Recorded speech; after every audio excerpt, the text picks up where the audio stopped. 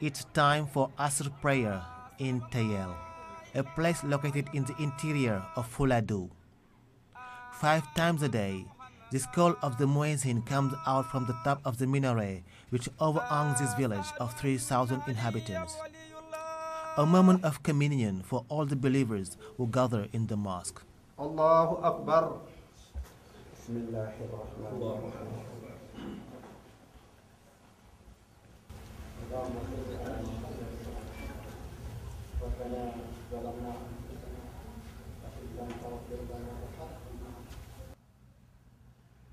Allahu Akbar.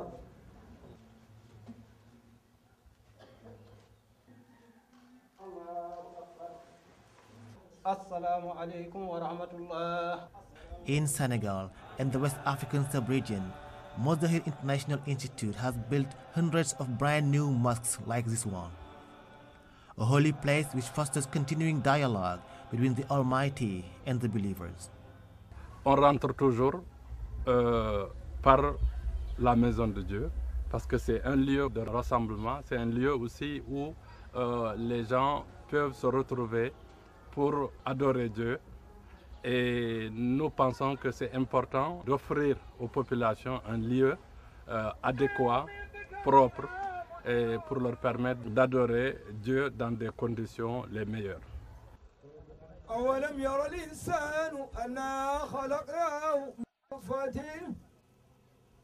Once again, the spiritual guide of the Ahlul Bayt community, commonly referred to as Shias, is laying the foundation block for the building of the Mosque of Bignarabe Koutayel, a historic event which will undoubtedly remain engraved on the collective memory of the rural community.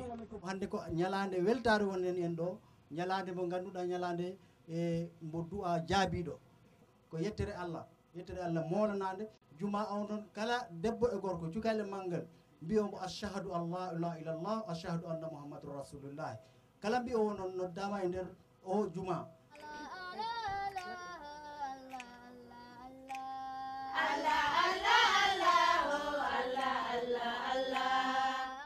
Muslims' commitment for the community includes the acquisition of knowledge and know-how.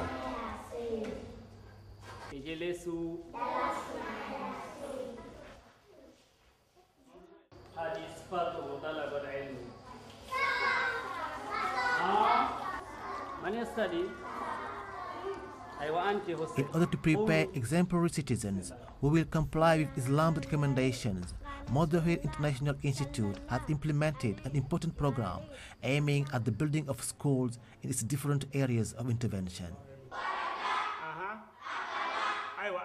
In Fas Jahe, a village located in the rural community of Jola Kolon, the building of this primary school has given healing comfort to the heart of the children. Thanks to the funding of the NGO Mozdahir International, this teacher can give courses without any constraints. Nous avons 3 enseignants, donc pour 3 classes. Une classe en CE1, une classe en CP et une classe en CI, pour un effectif de 95 élèves. Nous faisons le français, nous faisons l'arabe, nous enseignons le Coran. Nous avons pu bénéficier de ces constructions-là grâce à Mozdahir International, qui travaille avec nous depuis plus de 4 ans maintenant. Et auparavant, c'était des huttes. Alors, aujourd'hui, nous avons des classes en dur. Dans ces écoles, le plan directeur, c'est de travailler de telle sorte que les élèves qui sont dans ces écoles-là, en plus du programme officiel du gouvernement sénégalais en français, qui va du préscolaire jusqu'au secondaire, qu'on y adjoint l'enseignement de l'arabe et des sciences islamiques. De telle sorte que l'élève, quand il sera au CM2, qu'il puisse faire en même temps le CFE en français et en arabe. Quand il va au BFM aussi, qu'il puisse faire la même chose pour le BFM en arabe et en français. Et s'il va jusqu'au bac aussi, qu'il puisse avoir le niveau nécessaire pour faire en même temps le baccalauréat en arabe et en français. Ce qui fait qu'une fois qu'il a le baccalauréat, il pourra lui-même choisir s'il va continuer à faire la formation professionnelle, ou bien aller à l'université, ou bien aller carrément aussi faire la formation religieuse, ou bien en langue arabe.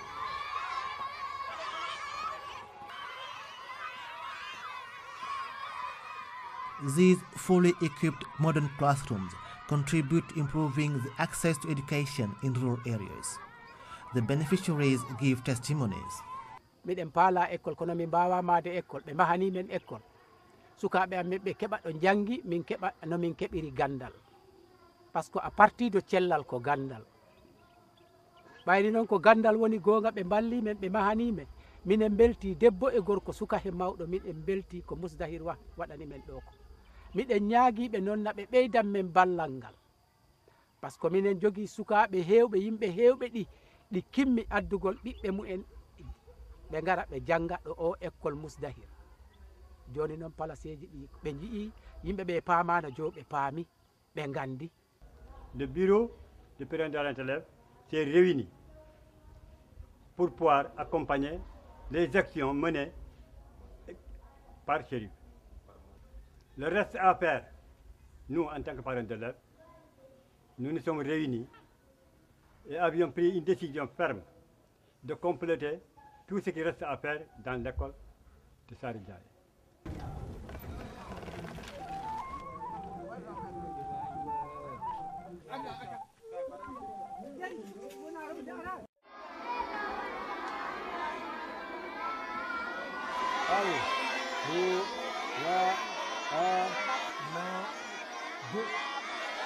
In its attempt to fight against child begging, Mousdahir International Institute works along with Quranic teachers in an ambitious program of humanitarian assistance and local development.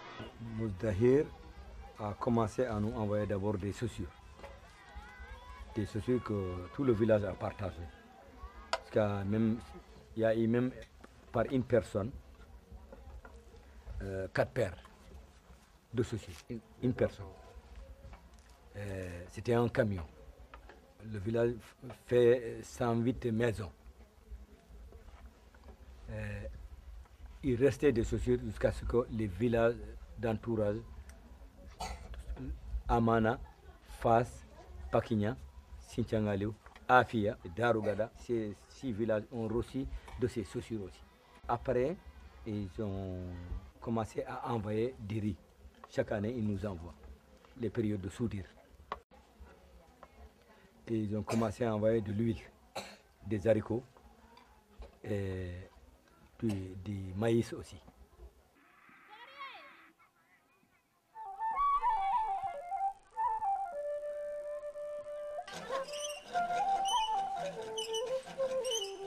The particularity of Mousdahir International Institute's program lies in its social dimension. As regards to this, the NGO has implemented a big project to fight against poverty in rural areas.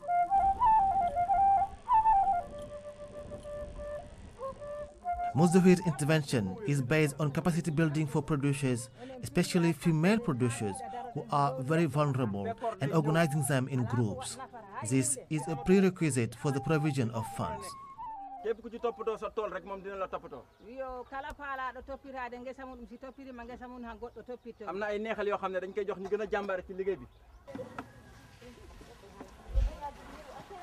revitalization of market gardening is fundamental in order to ensure food sufficiency. Minen rewɓe golloɓe ɗo ɓe minen poti ɗo rewɓe capanɗe jowo e jeeɗiɗo miɗen liggo hitande fof min mbaɗat ɗo maafeji amen sarde kanje follere jahatu tomate soble hitande fof hitande min mbaɗat ɗum ɗo ɗum noon ɗi nafi minen tigi wona seeɗa o nana ko o min taƴata en sodna ɓiɓɓe amen kaye fourniture je fof sa yi ɓiɓɓe amen riwaka école ko Allah e o jardin laɓɓe finance men ɓe gaccidi menen e encadrement o ɗi toppiti minen o ara kikiɗe o ara bimbi o ara mbo ƴeewa men rewɓe giwani e sardine he. Nous aidons les femmes à puiser de l'eau et à faire les planches. Auparavant, nous étions au nombre de 2, ensuite 5 et enfin aujourd'hui, nous sommes au nombre de 11.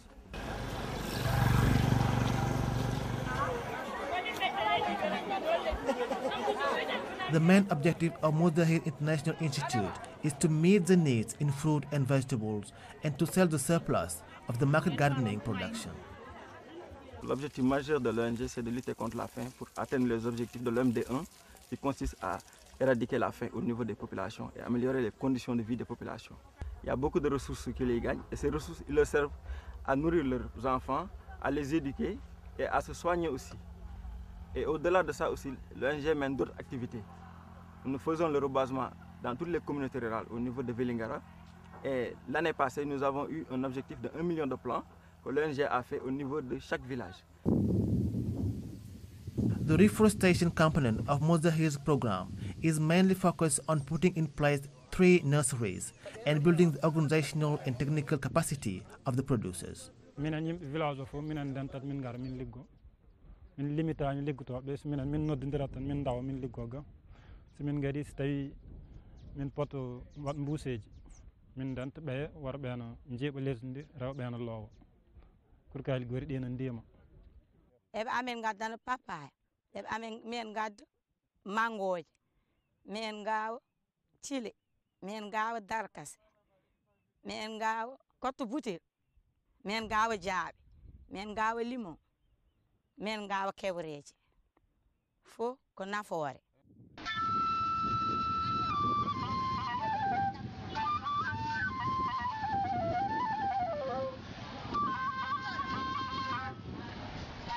In partnership with the state services and the local populations, Mozahir has planted over 4 million trees in the region of Koldar and Thiès, like here in Sao Mehe, in the rural community of Darou Khoudoss.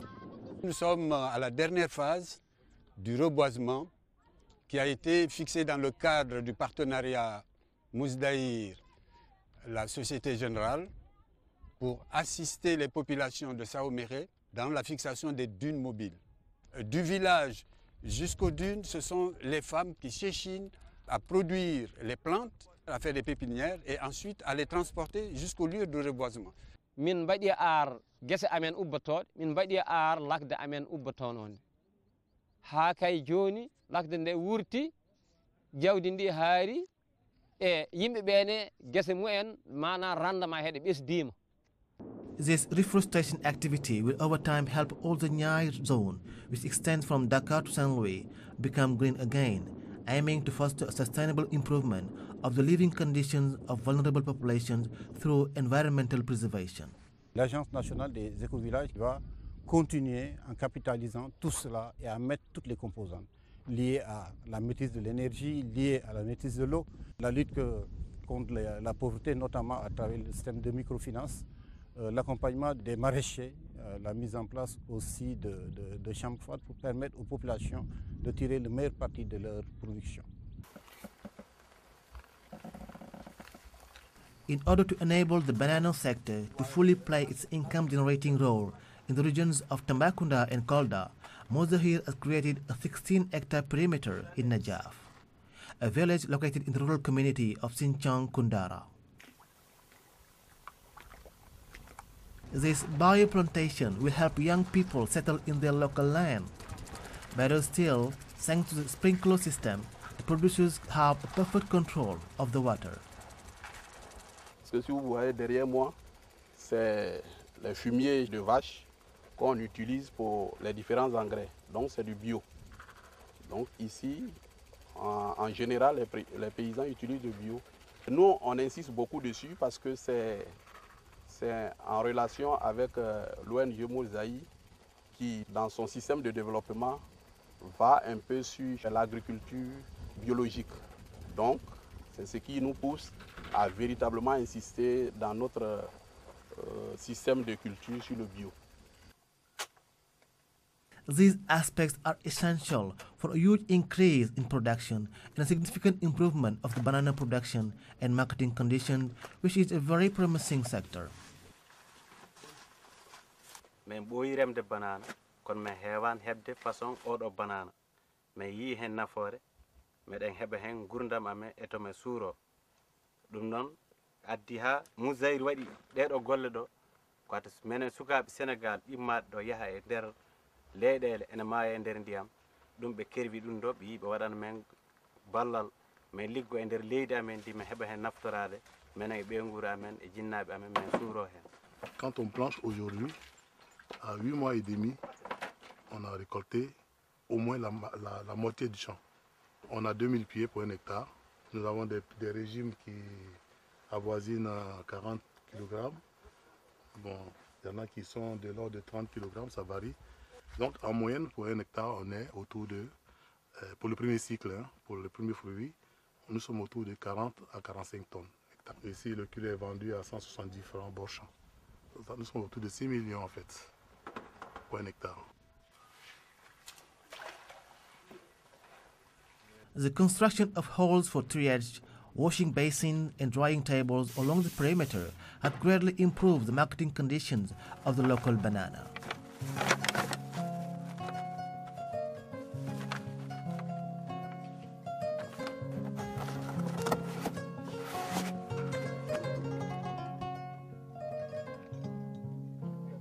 And still, in its mission of humanitarian and social assistance, Mozahir has undertaken a vast program for the building of very ecological houses in Najaf. The homes, imported from Burkina Faso, are commonly known as Nubian vaults. Ça atténue la chaleur, et en période de fraîcheur aussi, ça, à l'intérieur, ça fait bon vivre. On détruisait le bois au niveau de la forêt, mais avec ces voûtes-là, c'est construit une bonne fois pour toutes. On n'aura plus besoin d'utiliser la paille, on n'aura plus besoin d'utiliser le bois. The overall cost of the socio-ecological housing built in Najaf for its test phase is 60 million francs CFA. Pendant 3 ans, nous avons fait venir 24 maçons du Burkina Faso et nous avons formé plus de 50 jeunes Sénégalais à construire des bâtiments à 100% avec des matériaux locaux. Aujourd'hui au Sénégal, nous avons des maçons formés et qualifiés dans ce domaine. Et ces maçons-là, pendant la formation, étaient payés aussi. Donc c'était une formation payante et diplômante. The NGO Mozahir essentially focuses its actions on 4 main objectives: the promotion of food security and the creation of jobs and sustainable development, the support for social and economic promotion of vulnerable groups, the improvement of educational offer and the understanding of the original Islam by local populations, and finally, the preservation and protection of the environment.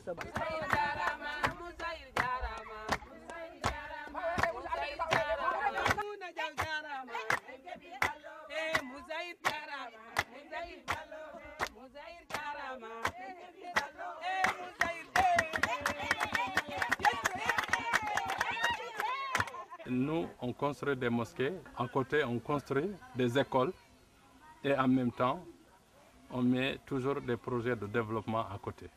Nous sommes les premiers à organiser des formations en finance islamique au Sénégal, des formations diplômantes.